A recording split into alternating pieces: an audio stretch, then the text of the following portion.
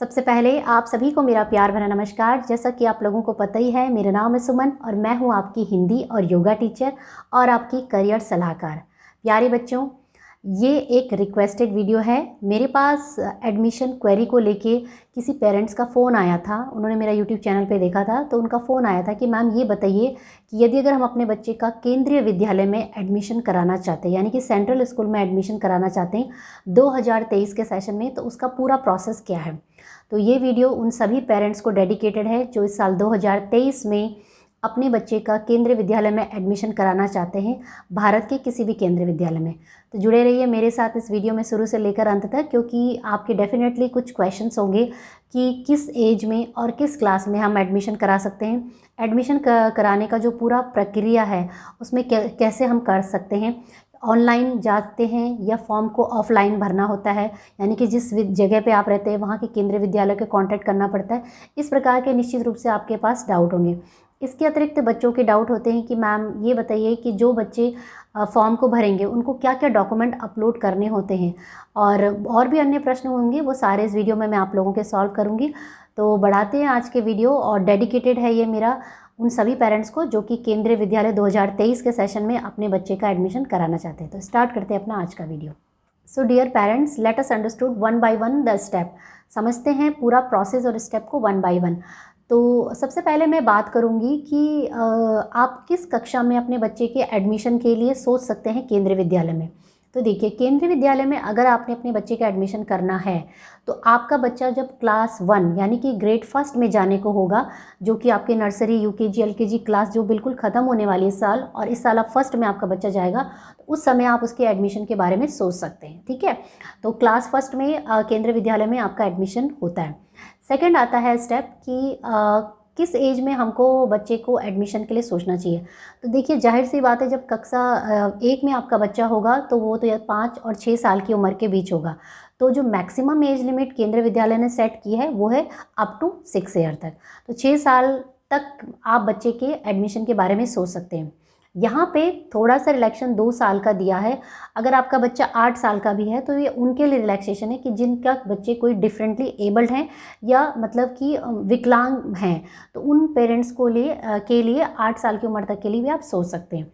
तो जो नॉर्मल बच्चे हैं उनके लिए 6, और बाकी जो डिफरेंटली एबल्ड है उनके लिए अप टू 8 ईयर्स तक आप विचार कर सकते हैं। अब बात आती है कि जब आपने सोच लिया है कि मैंने अपने बच्चे का एडमिशन कराना है, तो आपने किस प्रोसेस में जाना है। तो देखिए, जो केंद्रीय विद्यालय के सेंट्रल स्कूल के एडमिशन्स होते हैं उनका जो प्रोसेस है पूरा ऑनलाइन है, यानी कि फॉर्म इत्यादि सभी कुछ आपको फॉर्म भरने पड़ेंगे। और फॉर्म को भरने के लिए जो आपने वेबसाइट विजिट करनी है वो मैं आपको बता देती हूँ। वो है KVS संगठन SANGATHAN.NIC.in। तो ये वो वेबसाइट है जिसको कि आपने विजिट करनी है, और जो जो बातें मैं यहाँ पे बता रही हूँ वो आप वहाँ पे उनके नोटिफिकेशन में भी जाके चेक कर सकते हैं। और जब आप फॉर्म को फिल करेंगे, फॉर्म को फिल करते समय पेरेंट्स के पास चॉइस होती है कि वो अपने एरिया में कोई भी 3 केंद्रीय विद्यालयों को चूज़ कर सकता है। तो जैसे मान लीजिए, अगर आप उदाहरण के लिए देहरादून में रहते हैं तो देहरादून में ONGC में आसपास एक केंद्रीय विद्यालय है, रायपुर इत्यादि में केंद्रीय विद्यालय, और भी जगह अगर जो भी आपको नियरेस्ट पड़ता है या जो आपको सूटेबल लगता है, आप अपने एरिया में 3 केंद्रीय विद्यालयों को चूज़ कर सकते हैं। ठीक है, और इसके साथ साथ जो अन्य बातें हैं वो ये हैं कि जब आप केंद्रीय विद्यालय के लिए अप्लाई करेंगे तो इसकी कोई फ़ीस नहीं ली जाती है। मतलब जैसे फॉर्म को फिल करते समय फ़ीस इत्यादि होती है ना, तो इसकी कोई भी फ़ीस नहीं होती है। नेक्स्ट स्टेप आता है कि क्या हम प्ले स्टोर में जाके ऐप के द्वारा भी अपना रजिस्ट्रेशन कर सकते हैं। तो जी हाँ, बिल्कुल निश्चित रूप से केंद्रीय विद्यालय संगठन ने अपना ऐप भी बनाया है।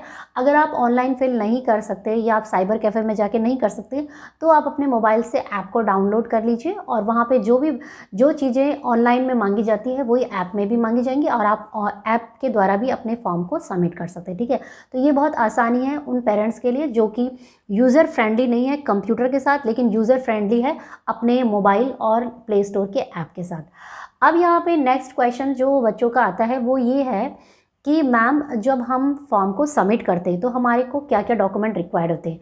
तो देखिए, जो सबसे इम्पॉर्टेंट डॉक्यूमेंट बच्चे का चाहिए ही चाहिए, सबसे पहली चीज़ तो जिस बच्चे का एडमिशन हो रहा है उसका प्रॉपर फोटोग्राफ, और दूसरी चीज़ है कि बच्चे का बर्थ सर्टिफिकेट। और यही जो चीज़ें हैं, बर्थ सर्टिफिकेट ओरिजिनल आपके जब आप एडमिशन के टाइम पे भी जाएंगे उस समय भी चाहिए, पर फ़िलहाल के लिए जब आप फॉर्म को फिल करेंगे तो उसका जो PDF कॉपी है या फ़ोटो कॉपी है वो आपको उनकी वेबसाइट पे अपलोड करना है। अपलोड करते समय आपने ये भी ध्यान रखना है कि जो फ़ाइल का साइज़ हो और फाइल की जो कैटेगरी हो वो किस प्रकार से होनी चाहिए, उसका भी उन्होंने स्पेसिफिकेशन दिया है। तो फाइल का जो साइज़ है वो है 256 KB का, और फाइल जो होगी वो होगी JPEG या PDF में आप कर सकते हैं, ठीक है। तो ये दो इंपॉर्टेंट चीज़ें आपको चाहिए कि जिस बच्चे का एडमिशन हो रहा है उसका फ़ोटोग्राफ और उसका बर्थ सर्टिफिकेट। इसके अतिरिक्त जो डॉक्यूमेंट होते हैं, जैसे कि आपका जो नेम है बच्चे का, मिडिल नेम है, और जो बच्चे का सरनेम है, वो पूरा प्रॉपर आपने फॉर्म में भरना है। लेकिन अपलोडिंग डॉक्यूमेंट्स में ये सारे डॉक्यूमेंट चाहिए। और बाकी अगर मान लीजिए कि आपने कोई कास्ट इत्यादि के बेसिस पे, जैसे ST SC OBC या डिफरेंटली एबल्ड पर्सन है या सिंगल गर्ल चाइल्ड है, तो उन सारों के लिए प्रॉपर एक परफॉर्मा है, सर्टिफिकेट है, उनकी वेबसाइट पे आपको मिल जाएगा। वो सब आपने उस हिसाब से अपलोड करना है, ठीक है। तो ये सारी चीज़ें मैंने आपको बता दी। इसके अतिरिक्त आपके लिए जो इम्पॉर्टेंट चीज़ें हैं वो यही है कि मैम ये बताइए कि क्या इसमें कोई एंट्रेंस एग्ज़ाम भी होता है। तो देखिए, केंद्रीय विद्यालय में एंट्रेंस एग्ज़ाम का भी कोई प्रोसेस नहीं है क्लास फर्स्ट के लिए। तो ये बेसिस करता है नंबर ऑफ़ सीट्स वैकेंट कितनी है और उसी के आधार पे आपका एडमिशन होता है। और सबसे इम्पॉर्टेंट चीज़ जो मैं आपको यहाँ पे बताना चाहती हूँ कि जब आप ऑनलाइन एप्लीकेशन फॉर्म भरेंगे तो देखिए वहाँ पे दो चीज़ें आएगी, एक आएगी लॉगिन कोड और एक आएगा सबमिशन कोड। सबमिशन कोड को आपने सेफ कहीं रखना है, संभाल के कहीं नोट के, क्योंकि यही सबमिशन कोड आपके पूरे एप्लीकेशन प्रोसेस में काम आएगा। मतलब ये आपके पास होना चाहिए। वो आपका समझ लीजिए एक आधार कार्ड के नंबर की तरह है कि जो कि आपको सब जगह यूज़ करना है, ठीक है। और जब आप फॉर्म को भरेंगे तो फॉर्म को भरते समय 2-3 चीज़ें इंपॉर्टेंट है। एक आपका परमानेंट सिम नंबर जो कि इंडियन सिम नंबर होगा, क्योंकि जब आप फॉर्म को भरने की प्रक्रिया करेंगे तो आपके पास OTP आएगा, यानी कि 1 टाइम पासवर्ड आएगा। वो आपके उसी नंबर पे आएगा जो आप उस समय फॉर्म को भरते समय डालेंगे।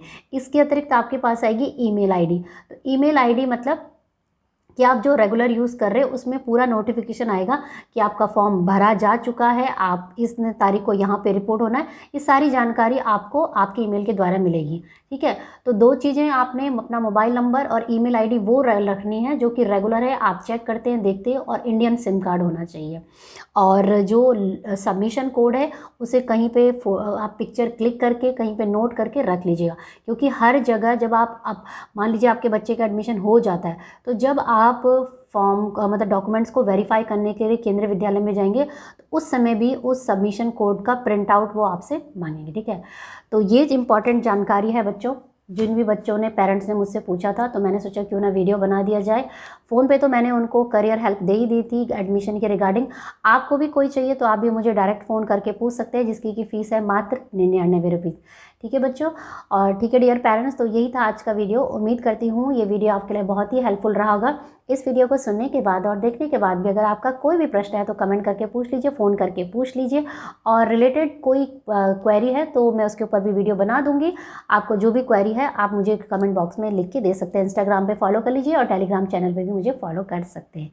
तो बस बच्चों और डियर पेरेंट्स, यही था आज का वीडियो। उम्मीद करती हूँ ये वीडियो आपके लिए बहुत ही हेल्पफुल रहा होगा और इस वीडियो के माध्यम से आपके और आपके बच्चे की कहीं ना कहीं एक छोटी सी हेल्प हुई होगी। अगर हुई है तो चैनल को सब्सक्राइब करिए जल्दी जल्दी, क्योंकि मैं अपने इस चैनल के माध्यम से लगातार आप लोगों तक टीचिंग, लर्निंग और किसी भी कॉलेज में या किसी भी जगह पे अगर आप एडमिशन लेना चाहते हैं, एडमिशन क्वेरी और करियर काउंसलिंग देती रहती हूँ।